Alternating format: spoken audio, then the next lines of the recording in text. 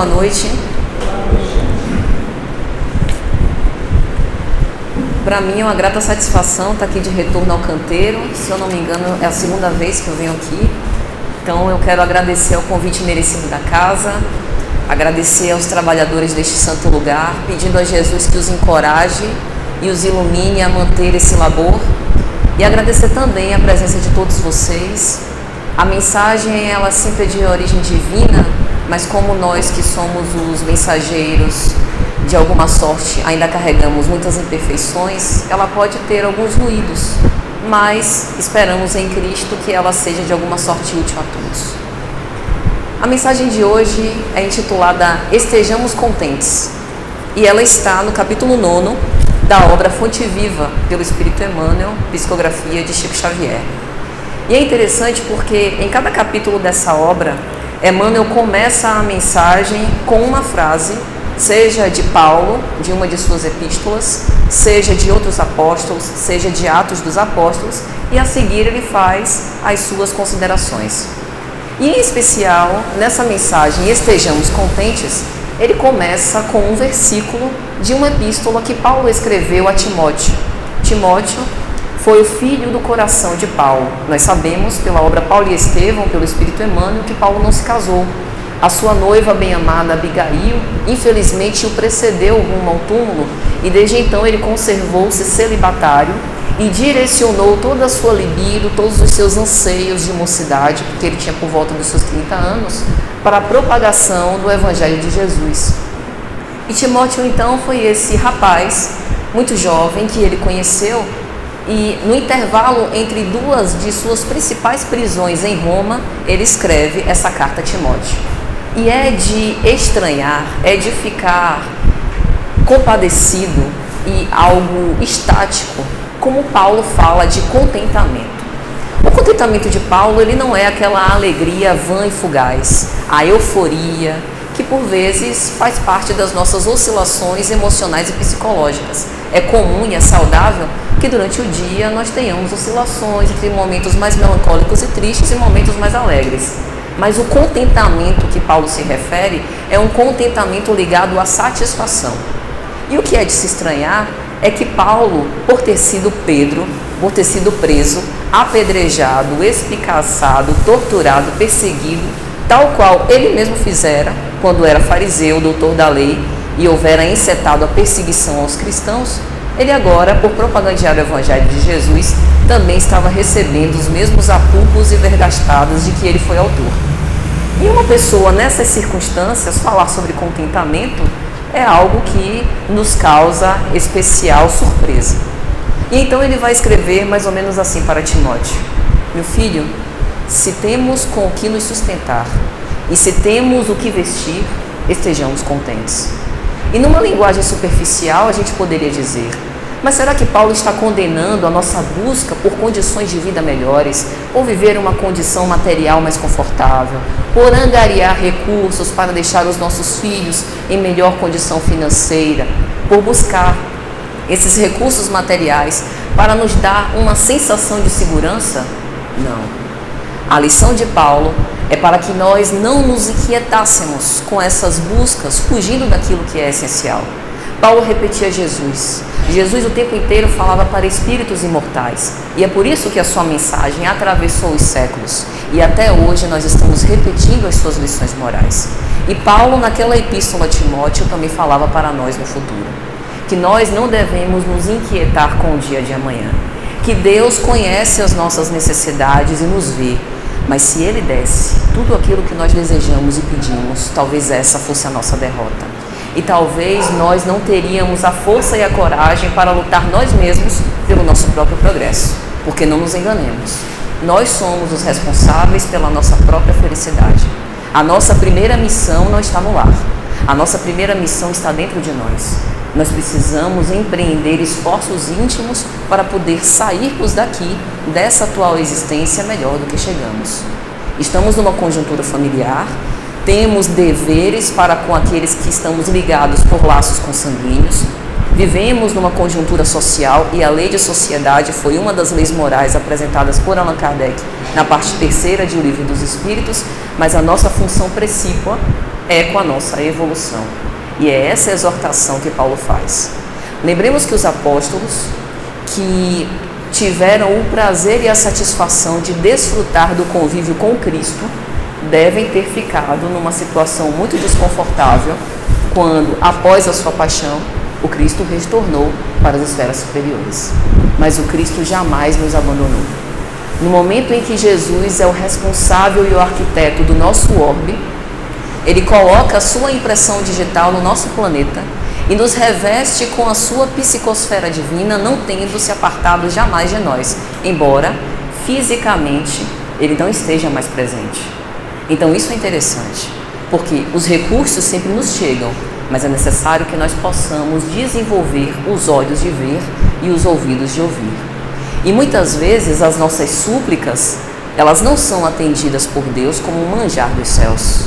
Às vezes é a doença, que já faz parte do nosso próprio processo de cura espiritual. Às vezes é a dificuldade que nos faz sair da zona de conforto para buscar algo na medicina, nos recursos materiais que nós temos para viver melhor, com maior qualidade de vida. Veja hoje como nós temos uma qualidade de vida mais ampliada do que aqueles que nos antecederam. Tudo isso são recursos dados pela divindade a fim de que nós possamos acelerar o nosso progresso. Quer ver uma coisa? Às vezes a gente pede a Deus disciplina. Eu quero ser uma pessoa mais disciplinada. Aí o que é que Ele faz? Coloca a gente para trabalhar e estudar. A gente faz um aproveitamento de tempo melhor do que qualquer coach mais renomado. Porque a gente sabe que o tempo que a gente tem para estudar é aquele escasso, no intervalo entre o nosso exercício laborativo. Aí a gente aprende a ter disciplina. Porque se a gente desperdiçar aquilo, a gente perde a oportunidade de poder evoluir, de poder desenvolver as nossas capacidades intelectuais, que vão nos equipar de recursos através do discernimento e do raciocínio, para que a gente possa fazer escolhas melhores na nossa vida. Às vezes a gente pede gerenciamento de recursos, eu quero ser mais econômico. Aí o que é que Deus faz? Faz como, por exemplo, na minha avó. Ganhando o salário mínimo, precisou sustentar 8 filhos. No instante aprende economia, na prática, a gerenciar esses recursos. Então veja que Deus confere os recursos conforme as nossas necessidades de aperfeiçoamento. E a mensagem de estar contente é saber e ter a gratidão de reconhecer que aqueles recursos me são os necessários para que eu possa desempenhar bem as minhas funções. Mas é preciso ter boa vontade, é preciso querer, é preciso que eu tenha o meu trabalho. Porque às vezes a gente fica pedindo nas nossas preces, fazendo exortações ao alto, de mais recursos.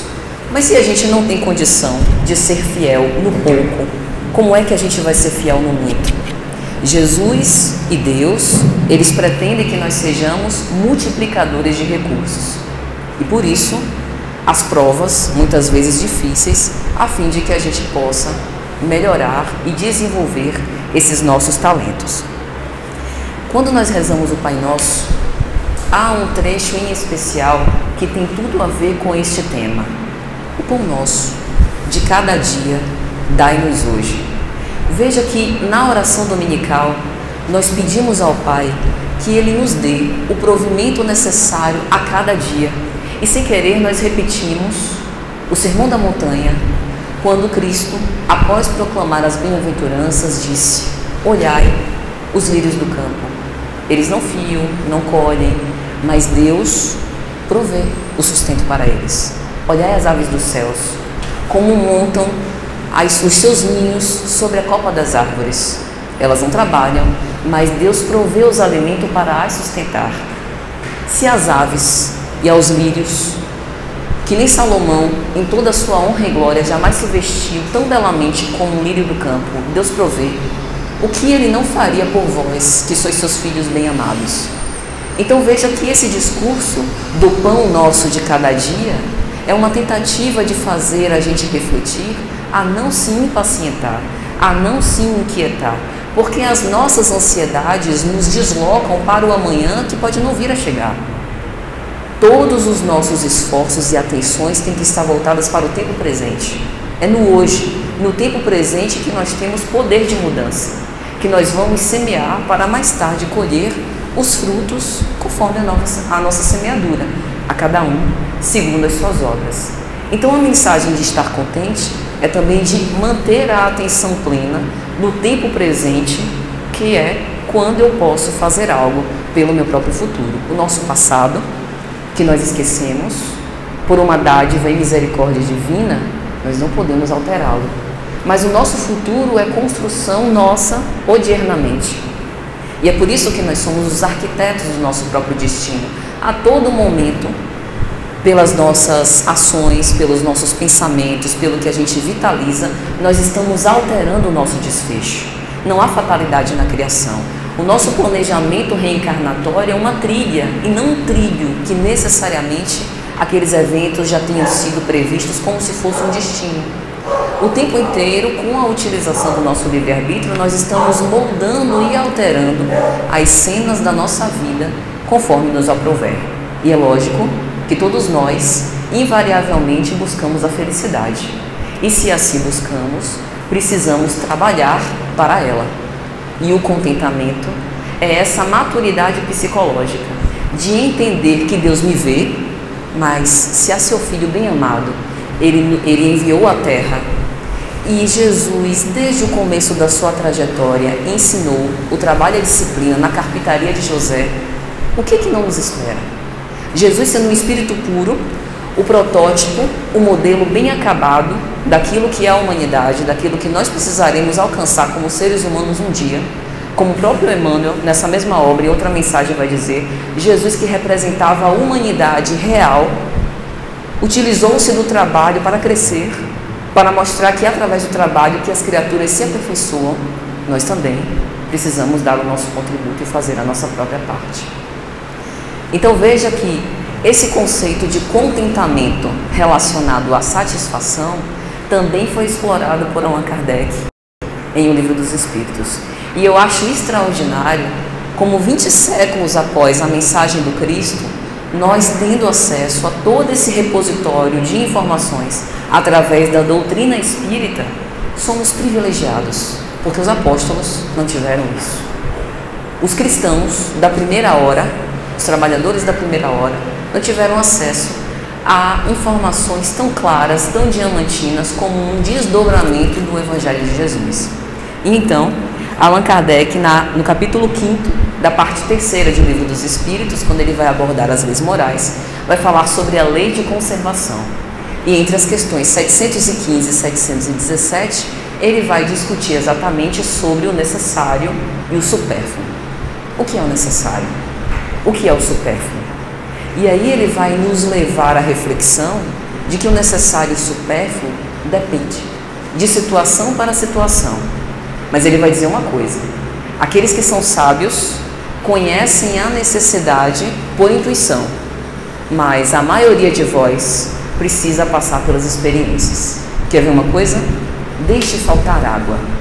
Se nós somos sábios, sabemos que a água é um recurso valiosíssimo demais, que nos é útil por uma série de fatores, inclusive para a geração de energia elétrica, para muitos transportes, além dos consumos mais básicos, de matar a nossa sede, de lavar as roupas, lavar pratos, tomar banho e tudo mais.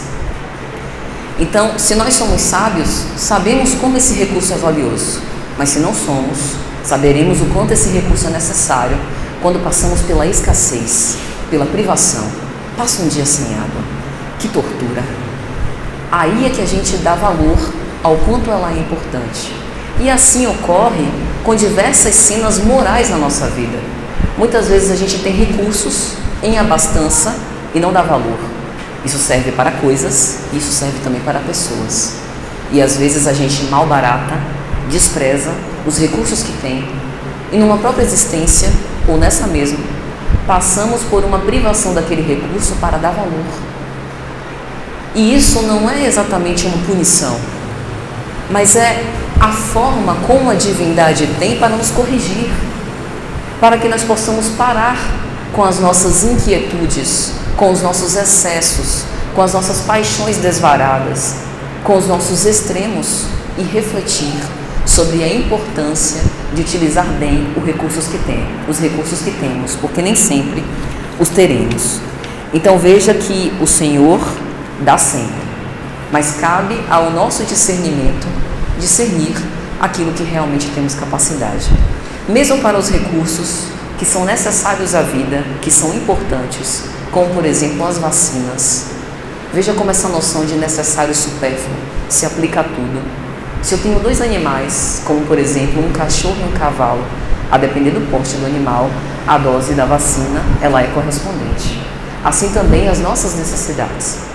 Se eu penso, por exemplo, nessa casa espírita, ela tem necessidades de trabalho e de provimento de atividades que justificam uma conta de luz mais alta do que a da minha casa. Então, por isso que o conceito de necessário e de supérfluo ele é relativo. Relativo ao trabalho que nós exercemos, relativo às necessidades que nós temos. E aí que a gente começa a entender a parábola dos talentos. Porque a uma primeira vista, a parábola dos talentos é muito injusta. Um senhor de terras precisa viajar, chama os seus servos e faz uma distribuição que não é uma distribuição igualitária dos talentos. E a gente se pergunta por quê? Por que essa distinção entre os servos? Por que a um ele deu 5 talentos e a outro 2 e a outro 1 e não distribuiu igualmente a todos?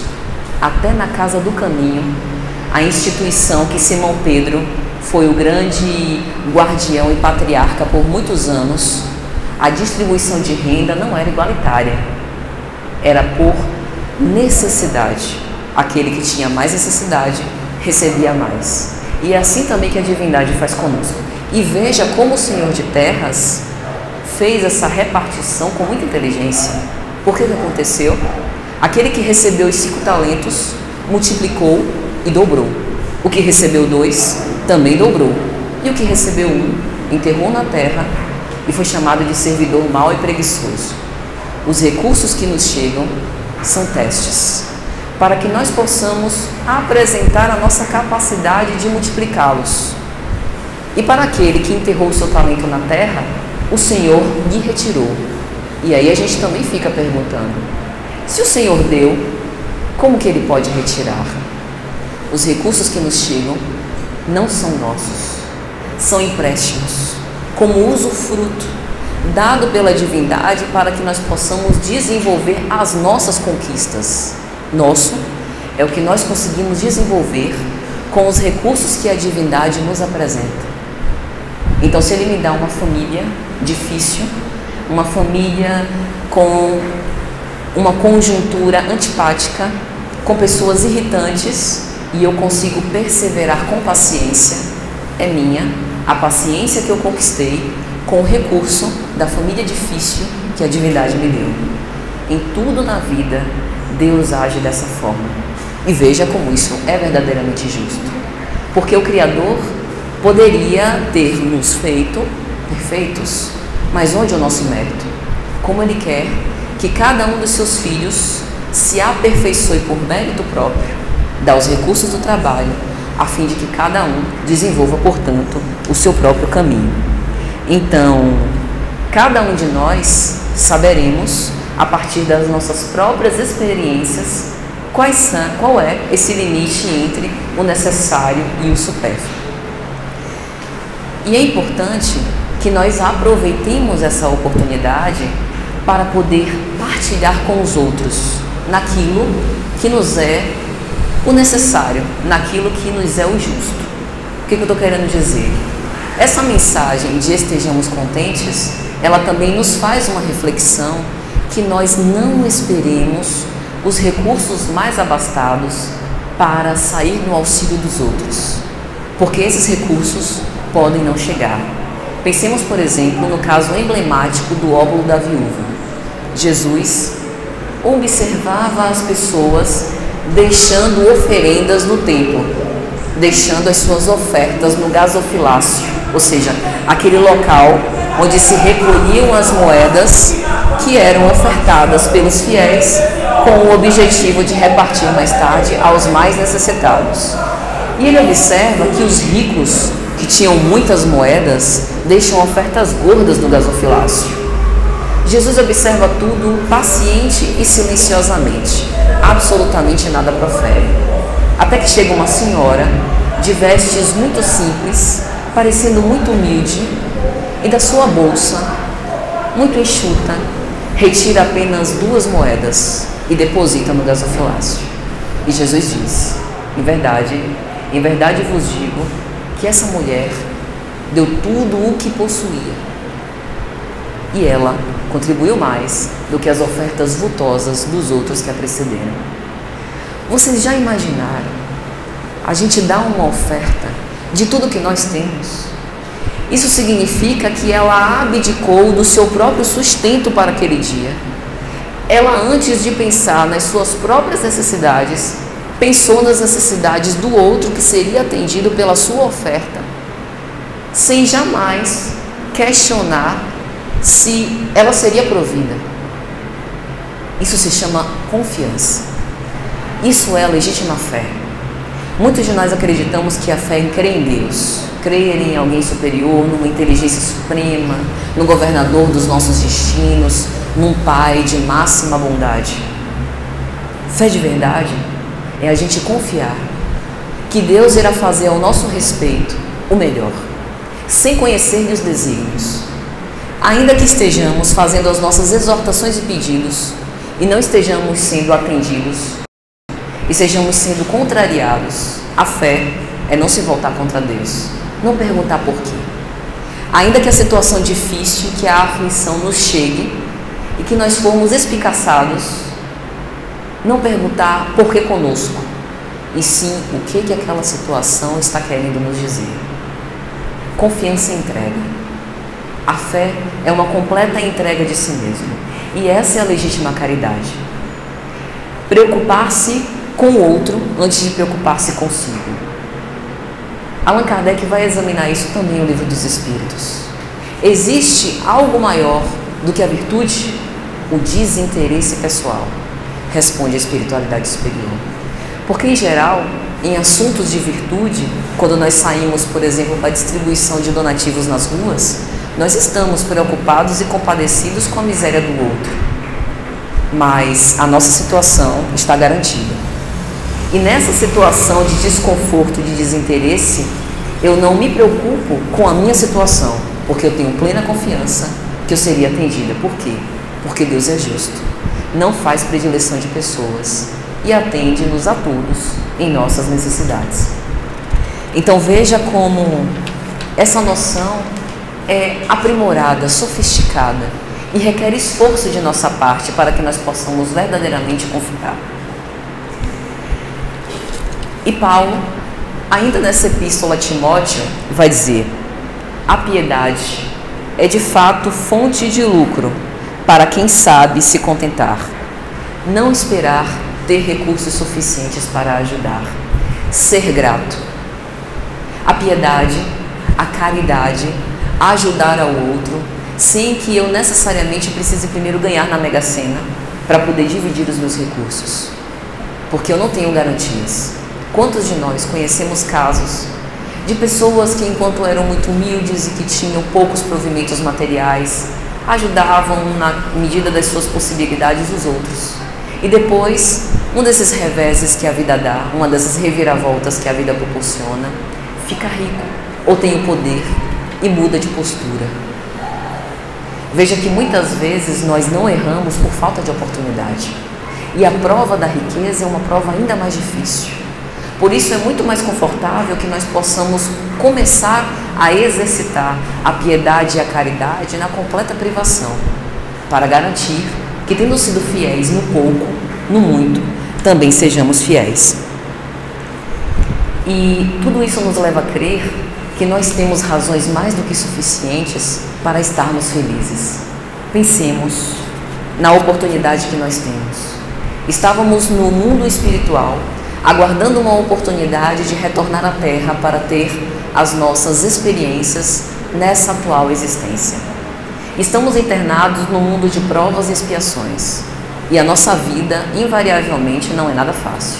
Por quê? Se nós estamos ainda no mundo de provas e expiações, isso significa que o mal aqui predomina. Allan Kardec escreveu isso em O Evangelho segundo o Espiritismo. Há muitas moradas na casa do meu Pai. No planeta de provas e expiações, o mal ainda predomina. A coisa só melhora um pouco no planeta de regeneração. E teremos que trabalhar para merecer nos ambientar com a psicosfera desse mundo regenerado.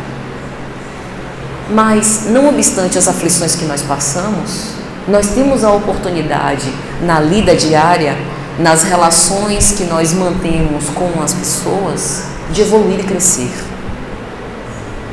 Estamos num hospital-escola, com pessoas que são enfermas, como nós também somos, e com pessoas que ainda são ignorantes. Temos a santa oportunidade, portanto, de desenvolver todas aquelas virtudes que o Cristo nos exortou e nos estimulou que fizéssemos. A paciência, quando contrariados e quando incompreendidos. A perseverança, mesmo quando a dor nos bafeje. A compaixão, o perdão das ofensas. Quando Kardec vai escrever como é a caridade, conforme Jesus a compreendia, ele começa com a benevolência para com todos. E este é um tipo de caridade bem pouco exercitado entre nós, a caridade moral. Em geral, a caridade material, ela é mais frequente, é mais fácil, e nós temos relativa facilidade para desenvolver. Mas a caridade moral consiste em nos suportar. Consiste em eu ter a minha opinião, ter as minhas convicções, conviver com pessoas que pensam diferente de mim e eu não me insurgir contra elas. Não deflagrar guerra contra os meus semelhantes. Tolerar. E como nós temos visto intransigência. A benevolência para com todos, ela tem diversos níveis. A suportabilidade do outro, a paciência nos relacionamentos, o sorriso, ter um comportamento amável, cordial. Isso não é falsidade, é preservar a saúde das nossas relações.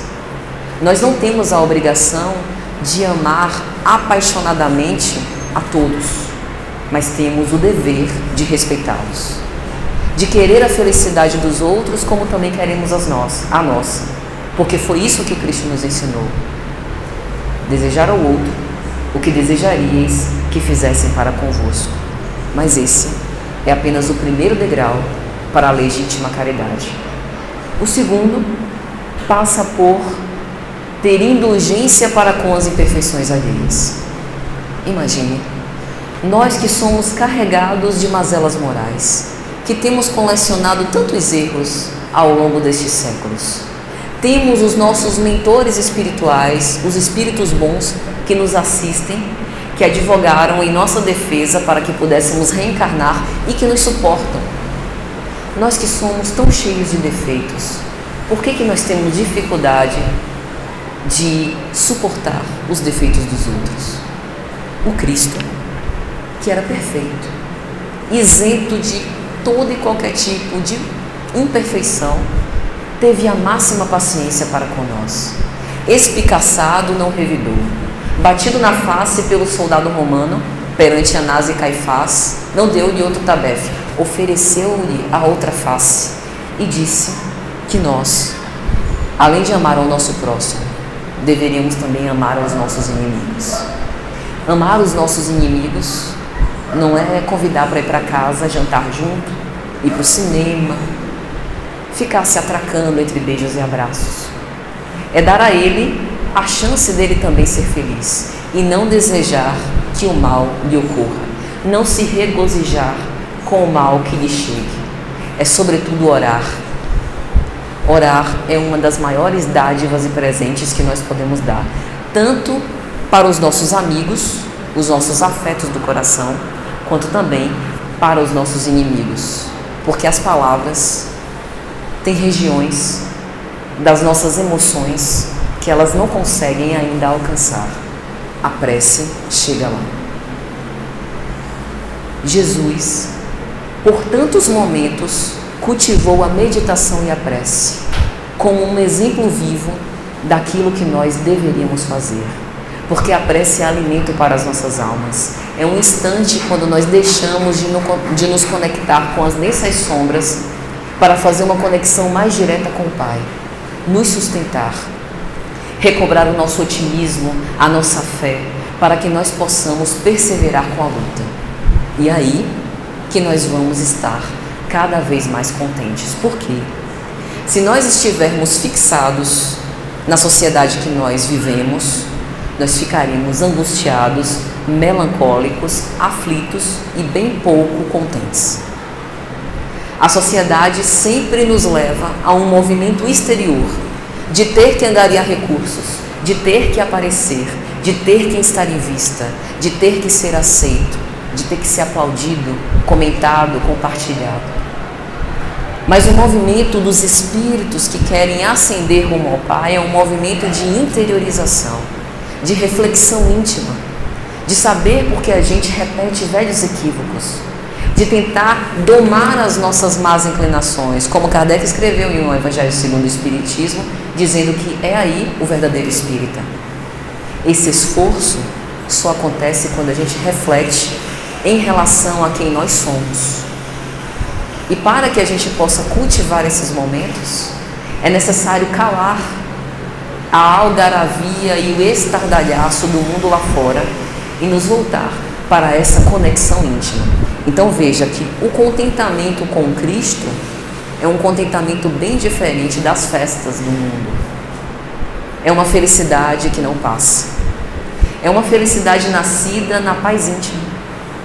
Aquela tranquilidade que ninguém pode roubar de nós, porque é uma conquista.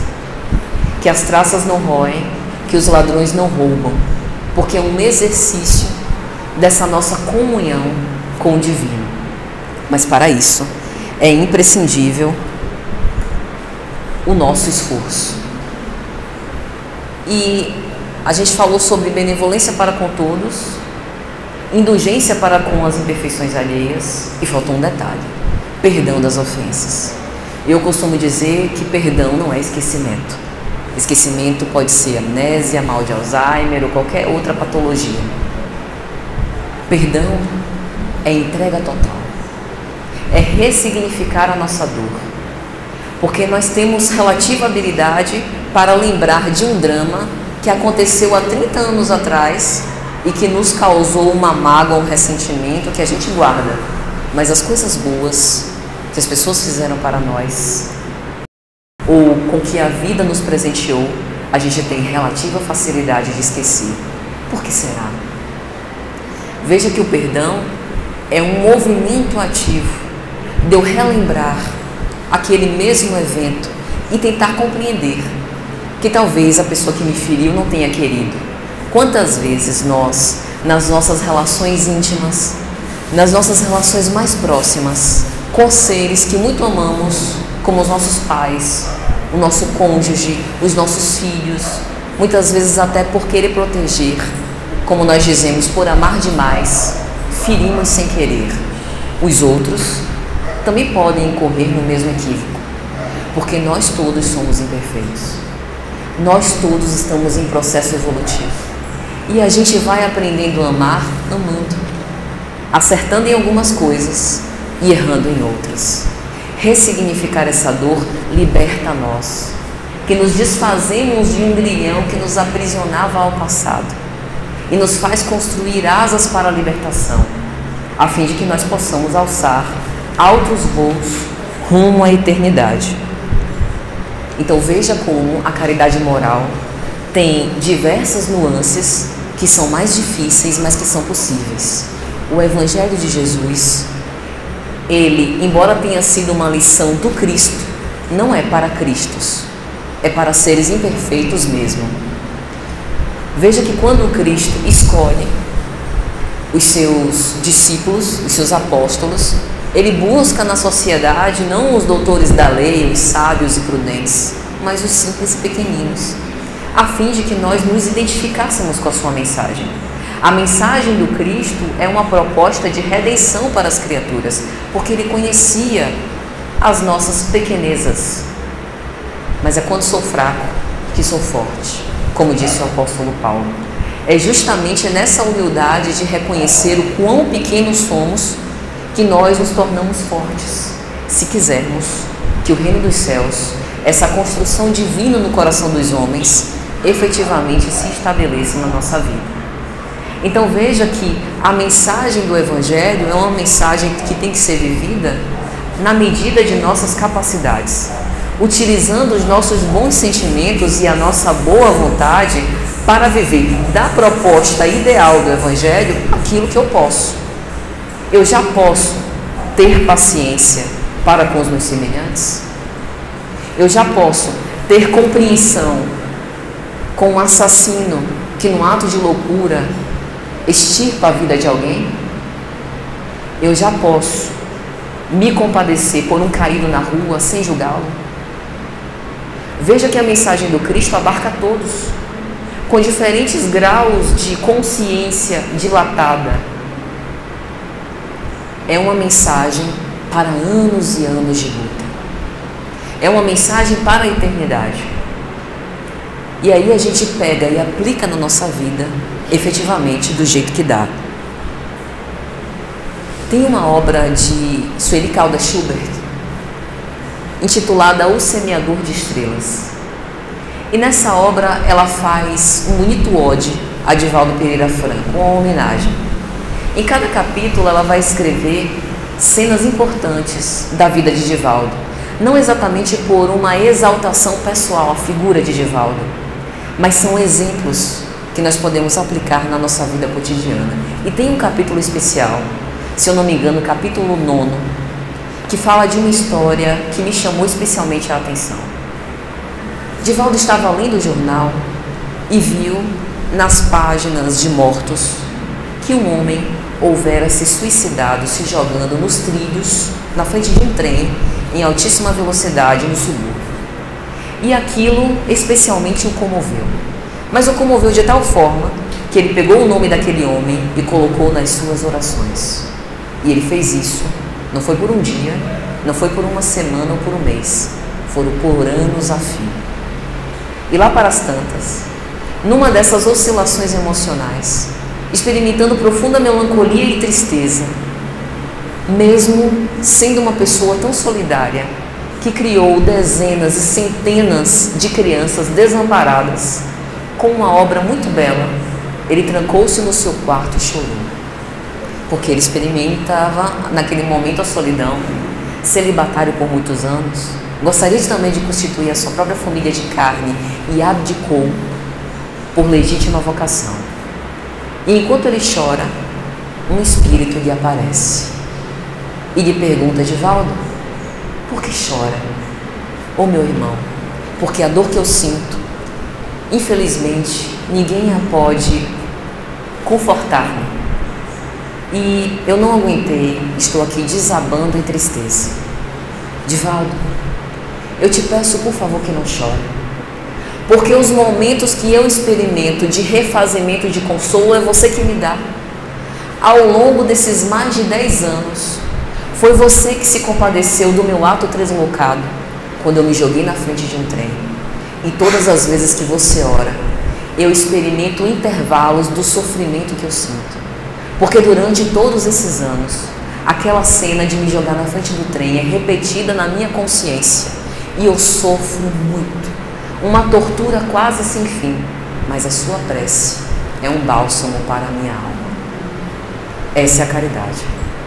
Veja que o bem que a gente faz, a gente não tem noção do impacto e do significado na vida das outras pessoas. E quando a gente menos espera, quando a gente experimenta as nossas próprias aflições, é o mesmo recurso divino, é o mesmo recurso do alto que nos provê por mãos que a gente não esperava. Ele sequer houvera conhecido aquela pessoa, que no momento de desespero e desamparo o procura, e mesmo contando a sua história trágica, de certa forma o consola. É assim que o Criador faz. Ele vai distribuindo os recursos e a gente vai ajudando aqui e ali, granjeando amigos que mais tarde também irão nos ajudar nas nossas próprias necessidades, porque não nos enganemos. Nós, enquanto estamos aqui no mundo material, a carne nos vela quem nós somos, o nosso mundo íntimo, pelas máscaras sociais. E embora a gente veja aquela pessoa sem expressão e possamos até julgar e arbitrar, fulano é tão apagadinho, né? Deve precisar evoluir tanto ainda. A gente não sabe. Não tem instrumento de evolução espiritual. E é muitas vezes por essas pessoas que a gente não dá nada, que nascidas na humildade serão mais tarde os nossos próprios advogados de defesa e também nos ajudarão nas nossas necessidades. Então veja, meus amigos, como fora da caridade verdadeiramente não há salvação. A exortação do apóstolo Paulo é justamente para que a gente mantenha esse sentimento de otimismo e de alegria nas nossas lutas, para que a gente olhe para os nossos recursos e veja a oportunidade de trabalho, a fim de que a gente possa merecer melhores condições ainda para poder repartir com os nossos semelhantes. E ele vai falar uma coisa muito interessante: não subordine a prática do bem ao cofre cheio. Muitos de nós esperamos por essa grande oportunidade. Ele dá o exemplo aqui do cofre cheio, mas às vezes a gente também espera. Quando eu me aposentar, então eu terei tempo suficiente para poder ajudar os meus semelhantes. Quando os meus filhos se formarem, aí sim eu poderei me dedicar integralmente à causa que eu acredito, ao meu ideal.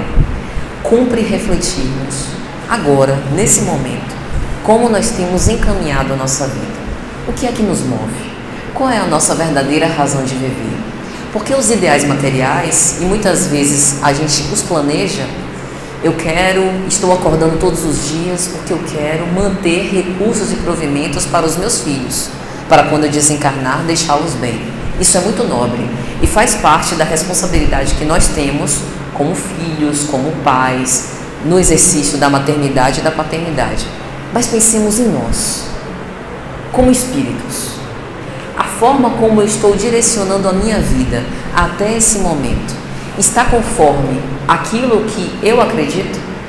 A minha ética, a minha moral, os valores que eu tenho? Ou eu estou adaptando os meus valores de acordo com as proposições que a vida me apresenta? Porque a nossa verdadeira felicidade e a forma como nós vamos despertar no além-túmulo será um resultado direto de como nós houvermos vivido. Desencarnaremos como houvermos vivido. Então, se queremos saber como será a nossa condição no além-túmulo, cumpre refletir sobre o que nós estamos vitalizando desde a vida presente. E sempre haverá uma oportunidade de nós mudarmos a nossa marcha. Veja o caso célebre de Paulo de Tarso. Veja o exemplo de Maria de Magdala, que numa mesma existência atenderam ao chamado do Criador e fizeram uma conversão completa na sua vida. Teremos sempre a oportunidade. O relógio está correndo. Não sabemos quando retornaremos à pátria espiritual. Quanto tempo ainda temos? Então urge que nós possamos fazer essa reflexão e os devidos ajustes e mudanças desde a vida presente. Fazer fulgurar a nossa luz, mas sem a presunção de resolver todos os problemas do mundo. A exortação é que nós estejamos contentes com os recursos que temos e que partamos para auxiliar os outros, mas sem querer iluminar ninguém. Quando nós acendemos a nossa luz, nós acendemos uma claridade interior que nos ilumina. E muitas vezes o nosso exemplo, para a nossa nuvem de testemunhas, pode suscitar mudanças, mas o poder de mudança é interno. Cada um de nós é que temos a responsabilidade de fazer as nossas alterações conforme nos aprouver.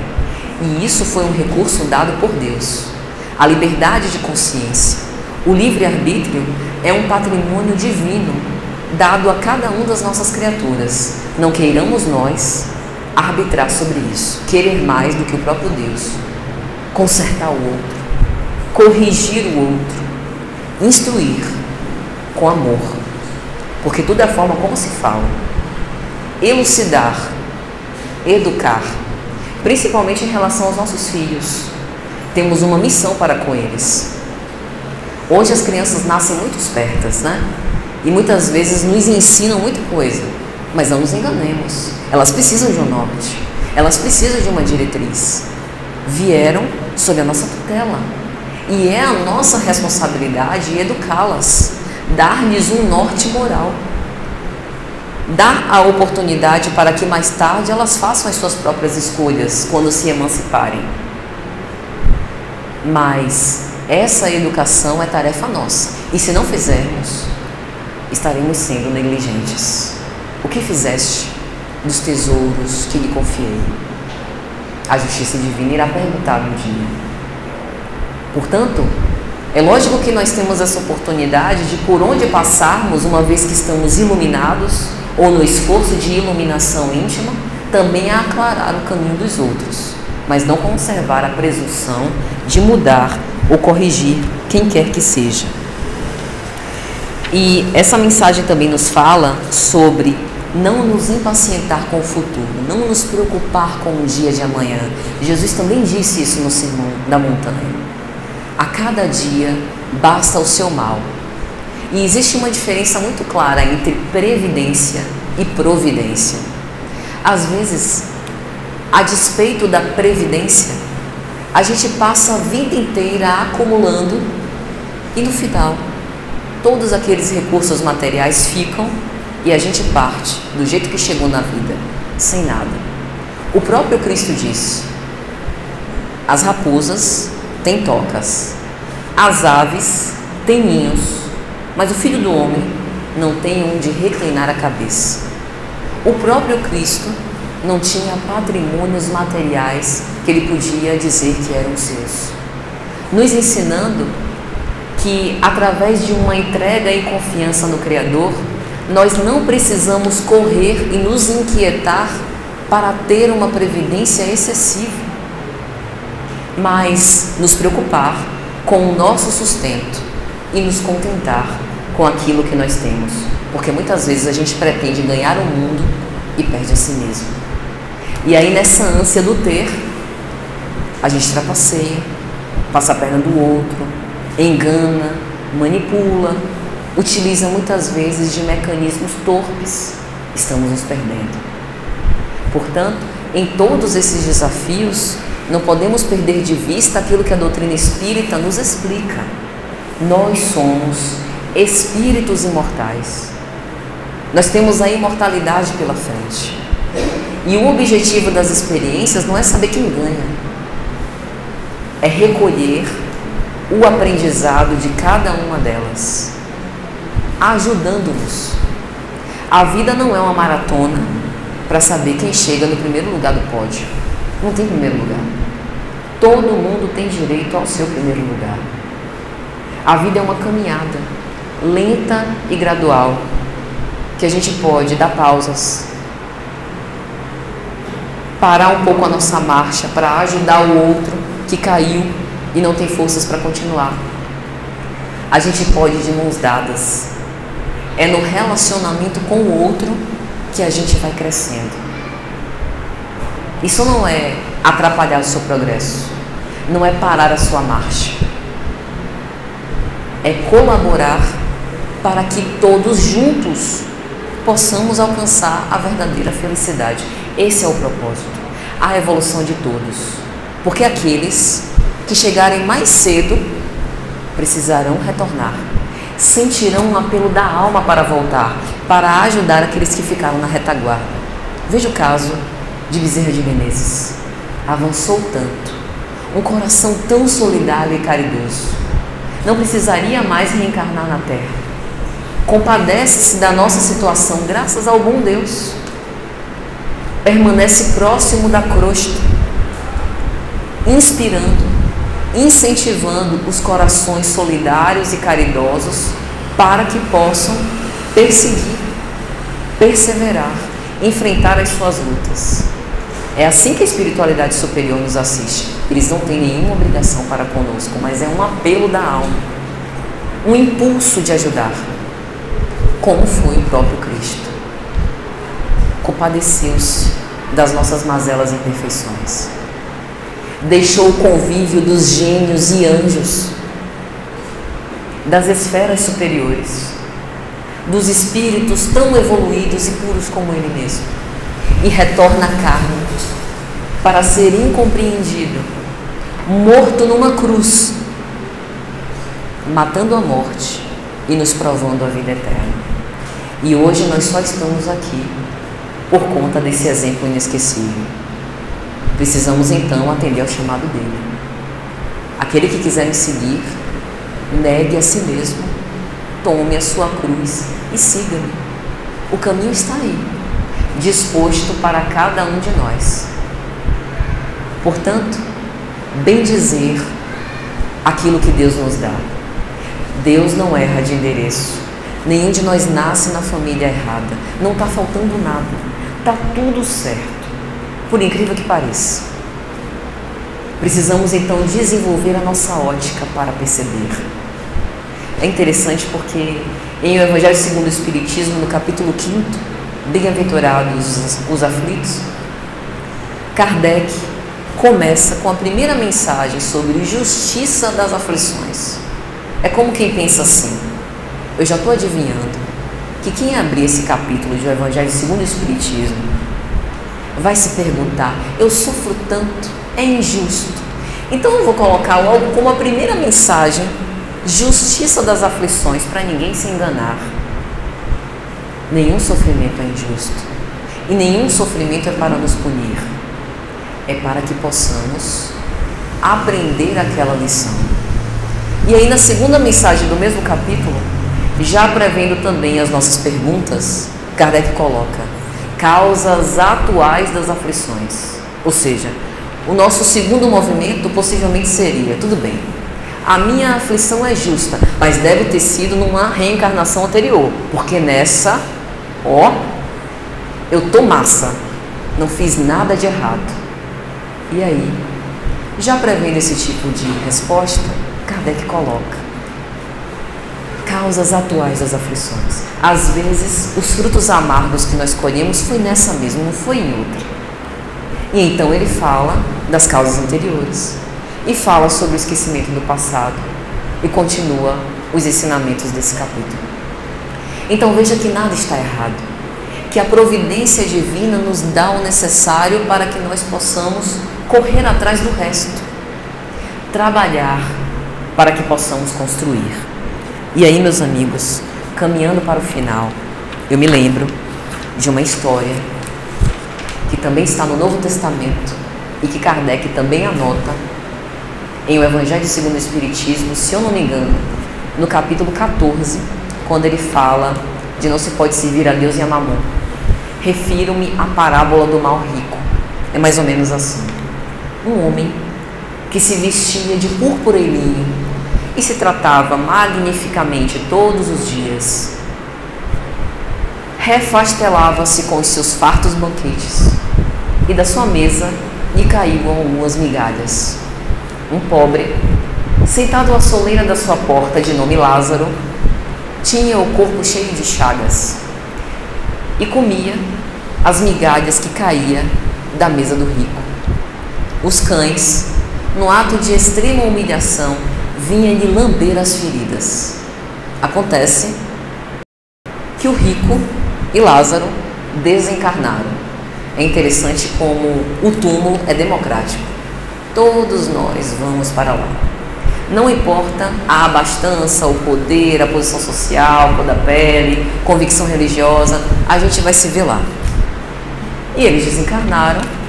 Lázaro foi para o seio de Abraão, o patriarca dos hebreus. E o mal rico ardeu nas chamas do inferno.